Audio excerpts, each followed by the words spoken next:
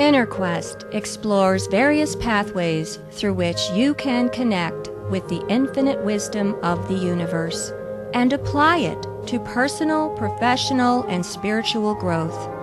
This program, featuring accomplished practitioners, educators, and authors, is provided by Infinity Foundation, an innovative center for holistic studies and research.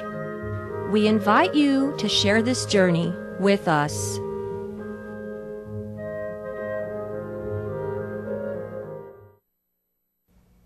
Hello, welcome to InnerQuest. My name is Jay Stone, your host for today, and our guest is Scaughdt. Welcome, Scaughdt. Hi, Jay. Hey. It's good to see you again. You too. Scaughdt has been a guest on our previous program, but this time we're going to focus more on Scott's philosophy and what he teaches in his workshop instead of his pilgrimage. Scaughdt has started his pilgrimage in 1995. He has traveled to all corners of the globe in search of the truth. Scaughdt has given away most of his material possessions and accepts no money for any services. Scaughdt said this peace pilgrim phase of his journey began 4+ years ago on the big island of Hawaii. I should mention you're home free, and I am home free. That's and right. Yeah. You don't accept any money for your service. Right. And you just go where the flow goes, and you end up with a place to stay by performing some type of service. Well, I perform the service whether I receive some place to stay or not. Mm-hmm. I like to see the two as independent, so that the giving stays pure and the receiving stays pure. I serve just to serve, mm-hmm. and people tend to offer me service or food mm-hmm. to keep me going, whether I serve them or not, and that's nice. And what are some of the ways that you have served people? It's pretty endless. I guess the most powerful way I serve people, that's my intention anyway, I hope that's the case, is my lifestyle. Mm-hmm. Just reawakening people to, excuse me, the truth that they don't have to live in fear or don't have to fulfill any obligations to be at peace. Mm-hmm. But I've helped with innocence projects, helping get wrongfully convicted people out of prison. I've mown people's lawns. I've babysat their children. I taught third grade troubled youths in elementary school. The list is pretty long. And you also helped somebody remove tree stumps from their garden. That'd be you, Jay. Yeah, that's right. Yeah, after last show, I took Scaughdt up on his offer and wonder if he was real or not. So I invited him out to my home, and we spent 4 days digging out tree stumps. So I appreciate that. Yeah, that was hard work. It was fun. Now, I attended your workshop last Saturday, and you call your workshop Rediscovering Peace. Yeah. How do you define rediscovering and peace? Well, they kind of do go together, and the content for the workshop I developed over 2 years ago when I started doing them, and the title came last because a title is often, it's difficult to get a couple of words to summarize what you do in life and what your purpose is.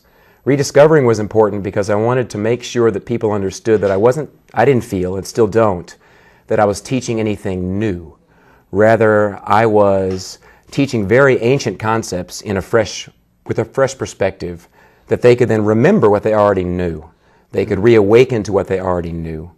And I focus on peace because it seems to be a term that has a lot of multiple facets, a lot of meanings.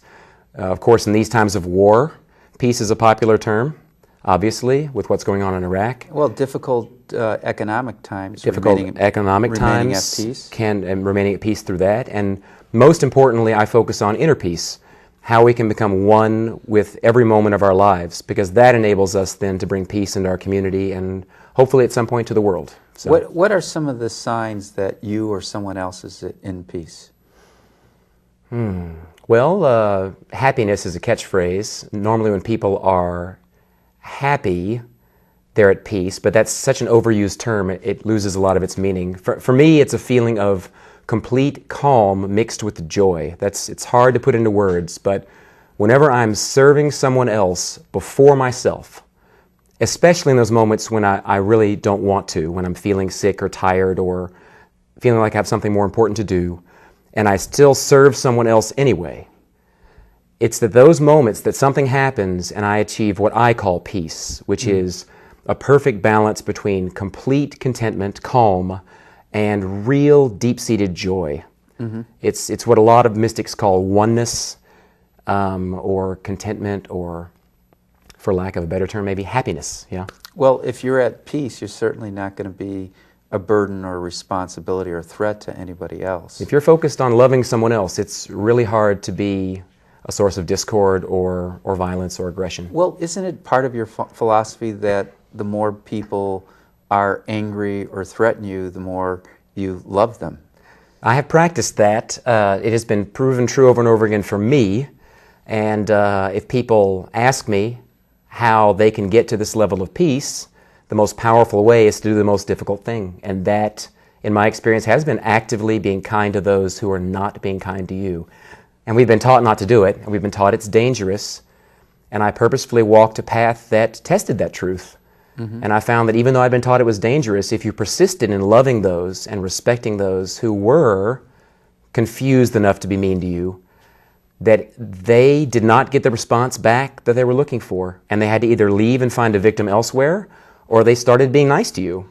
Mm-hmm. And it has yet to fail. In 3 years of doing it, it has yet to fail. And have you ever been physically threatened? Yes. Not often. I'm a pretty big guy, so that is not one of the challenges I'm faced with regularly.